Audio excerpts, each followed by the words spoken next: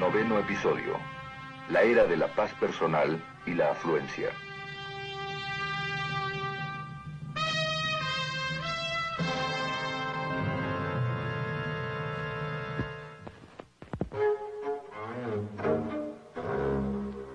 El pensamiento humanista moderno se ha desmoronado en muchas formas, hasta que en un cierto punto de la historia, y yo lo colocaría en principios de los 60, las personas oyeron este mismo mensaje llegando a ellos de todas partes absolutamente.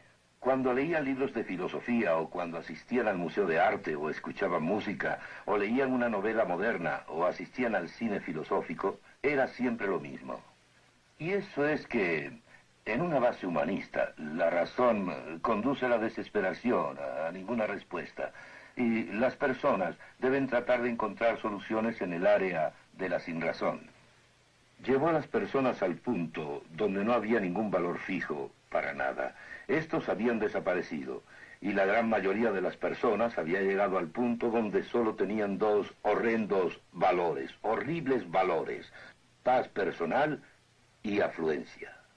Ahora, como voy a usar estos términos una y otra vez durante este episodio, déjenme definirlos cuidadosamente y les ruego que escuchen. Cuando uso el término paz personal, me refiero a que deseo que me dejen solo, y no me interesa lo que le pase al hombre del otro lado de la calle o del otro lado del mundo.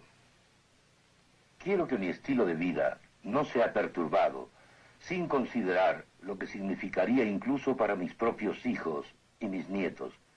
Eso para mí es paz personal.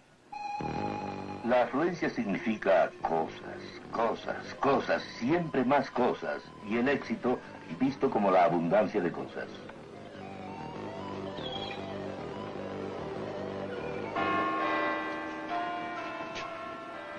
A principios de los 60, toda una generación había sido influenciada por la enseñanza de que la razón conducía solo al pesimismo en el área del significado de la vida y de cualquier valor. Los estudiantes escucharon esto de los profesores durante mucho entendido e interpretado. Uno, por lo tanto, está... Fue una generación a la que jamás se le había enseñado otra cosa. Pero aquí había una incongruencia, porque los profesores que decían que la vida carecía de significado y que no había valores fijos, no vivían de esa manera, vivían en la memoria del pasado. No debemos sorprendernos de que en determinado momento una generación realmente actuara en base a lo que se le había enseñado. Los estudiantes miraron a su alrededor y vieron estos dos horribles valores de paz personal y afluencia presentes en todos lados y se rebelaron. Esa revolución fue la de Berkeley, 1964.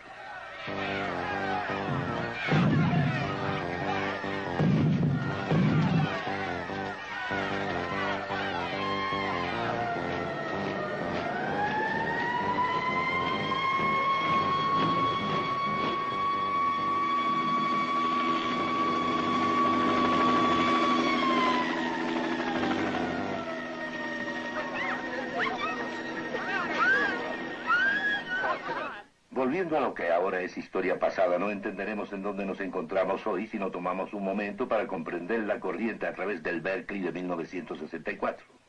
En verdad querían escapar a los dos valores de la paz personal y la afluencia, y lo hicieron de dos diferentes maneras. Antes que nada entró en escena la droga, los hippies, y ya hemos visto en un episodio previo que Aldous Huxley dijo que como la razón, no la razón humanista, no da un significado a la vida, y no podemos encontrar verdad objetiva, hay que dar droga a toda persona para que pueda tratar de encontrar la verdad dentro de ella. El mundo hippie siguió esto y lo siguió al pie de la letra. Fue una ideología para ellos. No cometamos un error, por aquellos días era realmente una ideología, ellos creían en eso.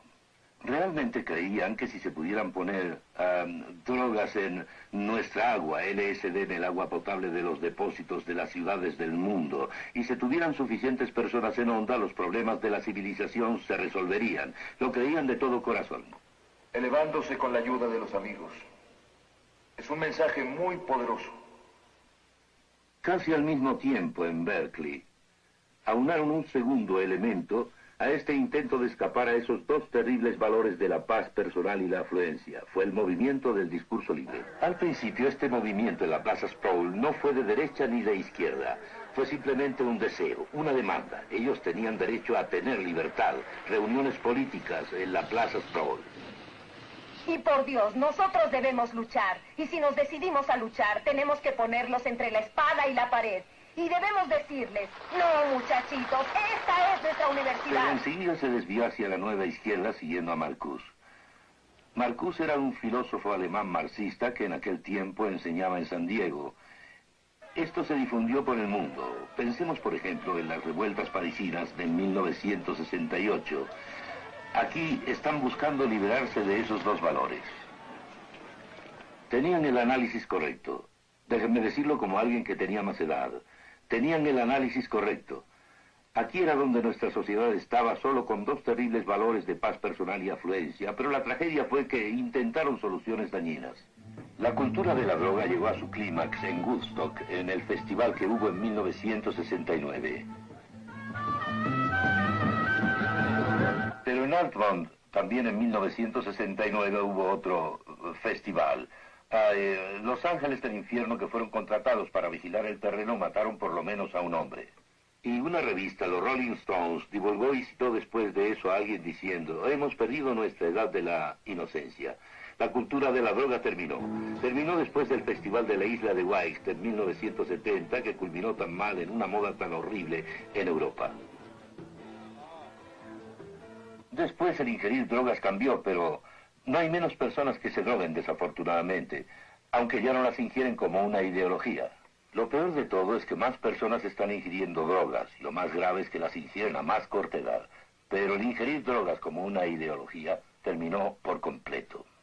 La nueva izquierda siguió el mismo camino, gradualmente en descenso, y produjo naturalmente violencia. Violencia en los Estados Unidos, violencia en Europa, y los jóvenes idealistas en realidad no gustaban de la violencia que solo razonable y naturalmente había brotado.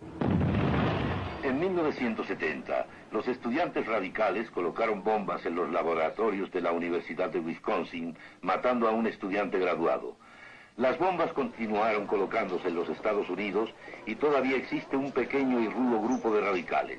Pero la violencia de la nueva izquierda, culminando en el bombardeo de este edificio de laboratorios, hizo que la mayoría de los jóvenes de los Estados Unidos ya no viesen la nueva izquierda con esperanza. Así que los estudiantes habían tratado de escapar a estos dos horrendos valores de la paz personal y la afluencia. Y ahora sus dos esperanzas, la nueva izquierda y la droga, se desvanecieron. ¿Con qué se quedaron? Se quedaron con la apatía.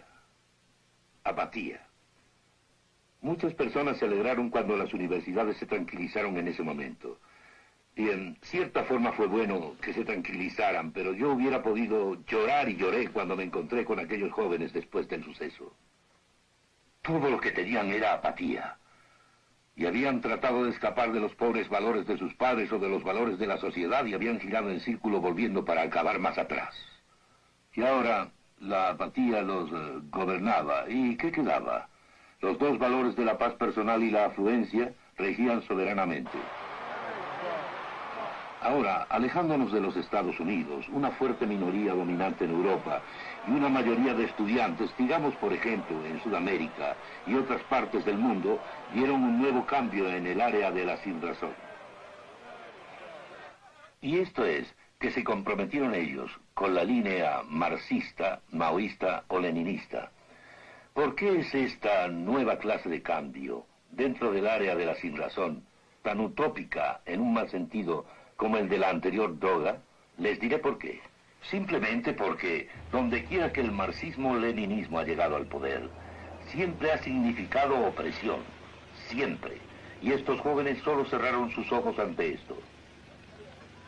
Cerraron sus ojos ante el hecho de que la opresión es parte del sistema comunista. Бережность, y я бы сказал, та нежность. Nadie nos ha señalado esto mejor que Solzhenitsyn, con su énfasis, cuando trajo al mundo occidental sus escritos y conferencias, y dijo que llegó a haber 15 millones de reclusos en los campos de concentración en un momento de la Rusia soviética. Ha dicho que, a partir de la revolución comunista en Rusia hasta 1959 solamente, 66 millones de personas murieron por motivos políticos. Donde quiera que se considere el mundo comunista, siempre produce opresión interna, mas no debemos olvidar nunca que también produce opresión externa. Podríamos considerar varias cosas, pero lo que nos viene a la mente es Hungría y Checoslovaquia. Yo estaba viviendo en Suiza en noviembre 4 de 1956, cuando los tanques rusos entraron en Hungría. En esa época en particular tenía un radio de onda corta. Todo el día escuchaba a los estudiantes húngaros hablando en inglés, a veces un mal inglés, a veces un buen inglés, esperando que el mundo exterior escuchara. Me impresionó eso. Nunca lo olvidaré. Nunca. Aquellas voces implorando ayuda. Justo después de eso, los periódicos sacaron la imagen de una hermosa, franca y adorable muchacha llamada Ilona Todd. Era una fotografía de Ilona durante el juicio en el que se pretendía condenar la muerte por haber tomado parte en la resistencia contra la opresión externa que el marxismo-leninismo trae naturalmente consigo. Fue colgada en julio de 1957. El marxismo-leninismo es una irrupción por otra razón incluso más básica que la que señalaba anteriormente. Es fundación, es filosofía, es materialismo. A lo largo de esta serie hemos demostrado que el humanismo, el hombre a partir de sí mismo, no puede generar ningún valor real o significado o dignidad para el hombre. He aquí un sistema basado completa, consciente y totalmente en el materialismo. No hay lugar para la dignidad humana en el sistema materialista. El conocido comunismo de la fase humana, que algunos de los eruditos en los países comunistas satélite han apoyado, y algunos fuera de los países satélite también comunistas lo han apoyado, no es posible. Sencillamente no es posible en base al materialismo. Con todo, es extraña la manera en que los jóvenes y los mayores en los países no comunistas son atraídos por el marxismo-leninismo idealista. Es mi convicción, después de examinar las tendencias y partidos y todo eso, que el Partido Comunista se apega a la mayoría de estos ideales y... La razón es que se habla mucho de la dignidad humana, ser tratados mejor. Para resolver los problemas y para dar vida y brindar a los jóvenes una vida con sentido y llena de propósitos. ¿Se puede deducir esto a partir de una base materialista? No. ¿Quieren saber lo que es? Se lo diré. Hay solo una manera de entender el marxismo utópico e idealista. Y esta es que es una herejía cristiana. Y luchando en contra y condenando lo que es erróneo en el mundo, y el Señor sabe que hay muchas cosas erróneas en el mundo. El comunismo idealista utópico simplemente se sobrepasa, acoge estas frases que jamás pudieron producirse de una filosofía materialista, las vuelve a recordar, las usa separadas de los resultados naturales, de su posición, y haciendo eso, atrae a quienes han sido atrapados por el marxismo-leninismo idealista. Cuando el marxismo-leninismo llega al poder es otra historia. Es siempre opresión. Y la voluntad de la mayoría entonces carece de sentido. No solo deja de existir la dignidad del individuo, sino que la voluntad de la mayoría tampoco tiene significado. Ahora debemos entender que hay dos corrientes de marxismo-leninismo. Deben mantenerse separadas y debemos distinguir claramente estas dos corrientes. La primera es la corriente idealista utópica, siendo gente joven, aunque a veces no mucho, que ha irrumpido en el área de la sinrazón para aceptar el marxismo-leninismo. Esa es una corriente. La segunda corriente es el sólido núcleo ortodoxo de miembros del Partido Comunista en varias naciones fuera del bloque comunista. Ahora encontramos que el riesgo radica en las personas que tienen solo los valores de la paz personal y la afluencia. Si aparentemente el comunismo les promete paz personal y afluencia, nadie sabe lo que harán estas grandes mayorías. Nadie lo sabe. Más que eso debemos ver que existe un riesgo de que estas dos corrientes, del marxismo-leninismo idealista y el sólido núcleo del Partido Ortodoxo Marxista-Leninista pudieran infiltrarse en un país en un momento dado de la historia, creando una situación que sería por siempre irreversible. Es un riesgo muy real. Подобного рода опасность стоит и перед Соединенными Штатами в целом. En los Estados Unidos también se corre este peligro. Los Estados Unidos también lo tienen marcado demasiado bien, y en ninguna de las áreas, tanto como en el área de la generación de la ley arbitraria. Deseo hablar acerca de la ley arbitraria con bastante detalle, en realidad. El hombre pidió su independencia de Dios y de su revelación. En lo que esto ha resultado es en relatividad, no solo en la moral personal y pública, sino en la ley como tal.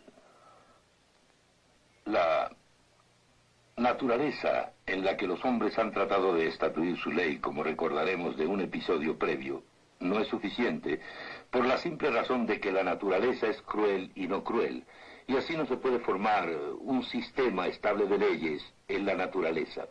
Y lo que nos queda en el flujo humano de hoy día en los Estados Unidos es meramente una variable ley sociológica. Y por sociológica me refiero a una ley que está meramente basada en lo que un grupo decide que es útil para la sociedad en un momento dado. El hombre que abrió las puertas a esto, tal vez más que ninguno, fue Oliver Wendell Holmes, y escribió en una carta, lo citaré con exactitud: la cuestión última es que las fuerzas dominantes de la comunidad quieran, y que lo que quieran sea lo suficientemente fuerte para no considerar cualquier inhibición que se interponga. Este era Oliver Wendell Holmes hace algunos años, y en realidad lo importante es solamente la ley variable. Muchas leyes modernas no son congruentes con la ley que les ha precedido. Y en verdad debo decir que a la Constitución de los Estados Unidos, hoy en día, se le puede hacer decir casi cualquier cosa en base a la variable ley sociológica. Debemos entender que la ley actual no es solo ley variable, sino que las Cortes están realmente estatuyendo la ley. No están solo interpretando la ley que el legislador ha formulado, sino que generan la ley. Ahora, todos saben, quien conoce algo relativo a estas cosas, que la ley arbitraria domina completamente en países comunistas. De lo que la mayoría no se da cuenta es de que en el flujo humanista, la ley arbitraria se ha expandido por el mundo occidental también. Usaré una analogía. Consideren el feto humano, el bebé nonato. En enero de 1973, la Suprema Corte de los Estados Unidos aprobó la ley de aborto. El profesor Witherspoon, de la Escuela de Derecho de la Universidad de Texas, escribió: la Corte sostuvo que el niño nonato no es una persona dentro de la esencia de la 14ª enmienda como para despojar a todos los niños nonatos de toda protección constitucional a sus vidas, libertad y propiedad. Esta regulación de la Suprema Corte de los Estados Unidos es un absoluto totalmente arbitrario. Antes que nada, es médicamente arbitraria. Este libro fue publicado con la cooperación de muchos científicos connotados en este campo, incluyendo a algunos de los Estados Unidos. Fue para informar al público británico. Favorece al aborto. Sin embargo, dice que la cuestión acerca de cuándo la vida humana comienza está aún sin resolverse.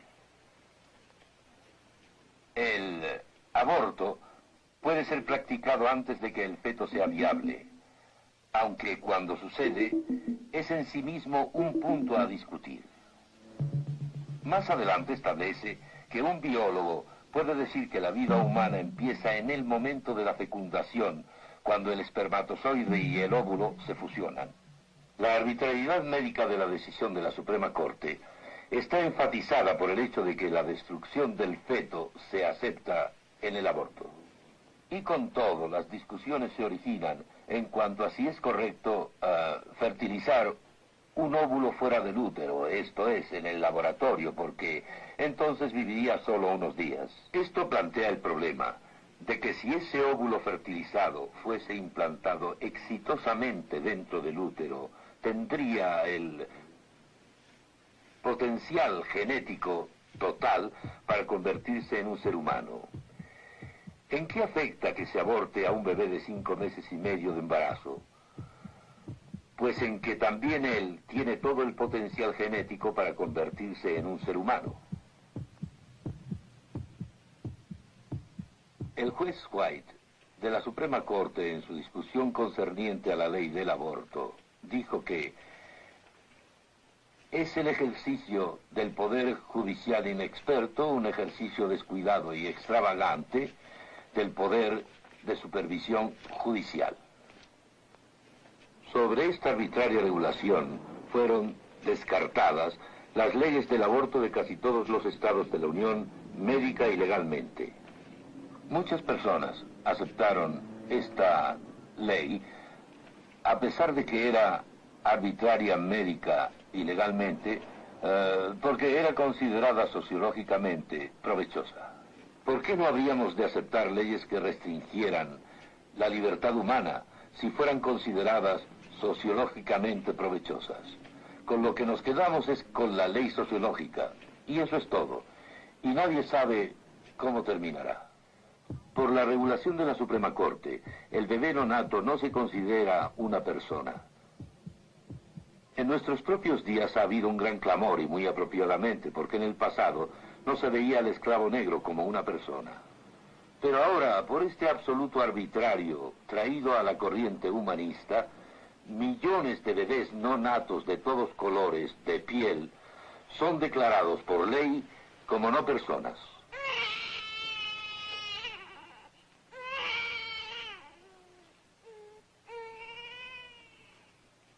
Ahora hay que hacerse una pregunta. En el día en que no haya valores fijos, ¿por qué no los viejos, los enfermos incurables, los dementes y otras clases de personas en forma igualmente arbitraria se les declara como no personas en base a la ley arbitraria si los jueces consideran que es sociológicamente provechoso?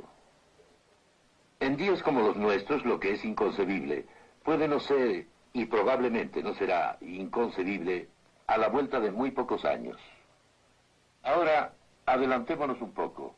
Al no existir ya consenso cristiano, como ese de nuestra cultura, la sociedad en realidad no tiene muchas bases sobre las cuales haya posibilidad de edificarse.